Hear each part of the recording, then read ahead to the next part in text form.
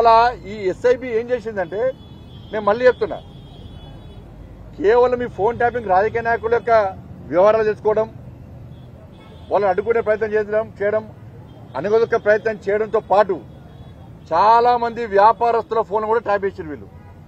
వాళ్ళ లావాదేవీలు, వాళ్ళ బిజినెస్ ట్రాన్సాక్షన్స్ కానీ వాళ్ళ బిజినెస్ సంబంధించి అన్ని రహస్యాలు తెలుసుకొని ఫోన్ చేసి కేసీఆర్ కొడుకు ఫోన్ చేసి వాళ్ళని బ్లాక్ మెయిల్ చేసి వేల కోట్ల రూపాయలు దొబ్బిపోయినంటే గిదే ఫోన్ ట్యాప్ ఇదేవరని. ఇలా నేను అడుగుతుంది, ఇలా రేవంత్ రెడ్డి గారి ప్రభుత్వాన్ని కాంగ్రెస్ ఎగ్జాంపుల్ చెప్తాను. కాంగ్రెస్ పార్టీ సంబంధించి ఖమ్మం ఎంపీ అభ్యర్థి దగ్గర 7 కోట్ల రూపాయలు పట్టుకున్నారు వీళ్ళు పోలీసు వాళ్ళు బీఆర్ఎస్ గవర్నమెంట్ లో. ఏమైనా పైసలు ఏమైనా 7 కోట్ల రూపాయలు. ఇట్లా చాలా మంది కాంగ్రెస్ పార్టీ నాయకుల దగ్గర 100 కోట్ల రూపాయలు ఇవాళ మీరు సీజ్ చేసి పట్టుకున్నారు. ఏమైనా పైసలని, ఏ అకౌంట్లో పైసలని ఏరికొని ఎవరి చేతి పుట్టినాయి? అయితే కేసీఆర్ దగ్గర కేసీఆర్ కొడుకు దగ్గరకు పోయినాయి. ఎవరు ఇచ్చి ఇదే ప్రభాకర్ రావు, రాధాకిషన్ రావు పైసలు ఇచ్చారు. ఇవాళ 20 కోట్లు దొరికితే టీవీలో బ్రేకింగ్ వస్తుంది, 20 కోట్లు దొరికినాయి అని లీకేజ్ వీలేస్తారు. నెక్స్ట్ కేసీఆర్ కొడుకు ఫోన్ చేసిన వెంటనే ఆ 20 కోట్లు 2 కోట్లు అవుతాయి. ఆ 20 కోట్లు 2 కోట్లు అయితే 18 కోట్లు దొబ్బిపోతారు. ఈ 2 కోట్లు రికార్డులో రికవరీ పెడతారు. ఇన్ని వేల కోట్ల రూపాయలు ఇవాళ అక్రమాలు జరిగినప్పుడు దీని మీద రేవంత్ రెడ్డి గారి సర్కారు చర్యలు తీసుకునే అవకాశం ఉందా? తీసుకోదు. మరి ఈడీకి లేఖ రాస్తలేరు. ఈడీకి లెటర్ రాస్తే ఇవన్నీ దీని విచారణ జరుపుతారు కదా. ఫైనాన్స్ ట్రాన్సాక్షన్ జరిగింది కదా, వేల కోట్ల రూపాయలు ఇవాళ చేతులు మారినాయి కదా అక్రమంగా. ఇవాళ నేను అడుగుతున్న సిట్ అధికారులు చాలా మంచి ఆఫీసర్లు. ఈ ఇద్దరి అధికారుల మీద మాకు ఏం వ్యతిరేకత లేదు. ఇద్దరు చాలా నిజాయితీ గల ఆఫీసర్లు, మంచి పేరుంది. కానీ మాకు ఉన్న అనుమానం వల్ల ఈ రేవంత్ రెడ్డి గారి సర్కార్ మీద మాత్రమే అనుమానం. సంవత్సరమే వేల ఫోన్లు ట్యాప్ చేసినట్టు ఆధారాలు దొరికినాయి.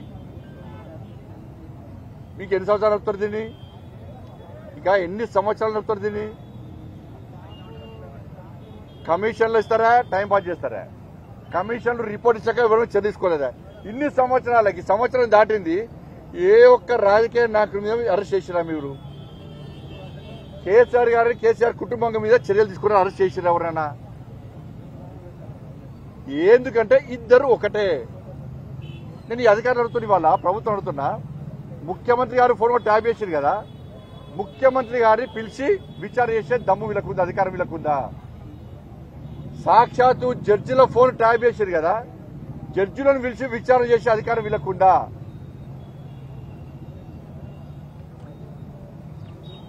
మరి ఏం ఎట్లా విచారణ చేయాలి? అందుకే సిబిఐకి ఇవ్వాలని మేము అంటుంటాం.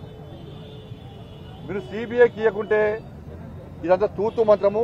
ఇది మీ ఇద్దరి మధ్య జరిగిన అండర్స్టాండింగ్, బీఆర్ఎస్ కాంగ్రెస్ మధ్య జరిగిన అండర్స్టాండింగ్. ఒక్కొక్క స్కామ్ కు అక్కడ రేటు కుదురుతుంది ఢిల్లీలో. ఫస్ట్ ఫామ్ హౌస్ కేసు ఇన్ని కోట్లు తీసుకుపోయి ఢిల్లీలో మూటల్లో పెడుతున్నారు. ఓ ట్రాఫిక్ కేసు ఢిల్లీలో మూటల్లో పెడుతున్నారు. కాళేశ్వరం కేసు మూటల్లో పెడుతున్నారు. డ్రగ్స్ కేసు మూటల్లో పెడుతున్నారు. ఇలా విచారణ చేస్తా అని చెప్పి వీళ్ళంటున్నారు. కమిషన్లు వేస్తున్నారు. ఈ విచారణ పూర్తి కాకముందే కేసీఆర్ సార్ ఎవరు గెలవాలి, ఎక్కడ గెలవాలో కలుస్తున్నాడు. ఢిల్లీలో కాంగ్రెస్ పార్టీ నాయకులను 100 కోట్ల రూపాయలు మూటలో పెడుతున్నారు. కాళేశ్వరం కేసీఆర్ కుటుంబానికి ఏ విధంగా ఏటీఎంగా మారిందో, ఈ కేసీఆర్ కుటుంబం చేసిన అవినీతి, కాంగ్రెస్ పార్టీ ప్రభుత్వం వేస్తున్న కమిషన్లు అన్ని కూడా ఇలా కాంగ్రెస్ పార్టీకి, ఢిల్లీ నాయకత్వానికి ఒక ఏటీఎం లెక్క మారినాయి.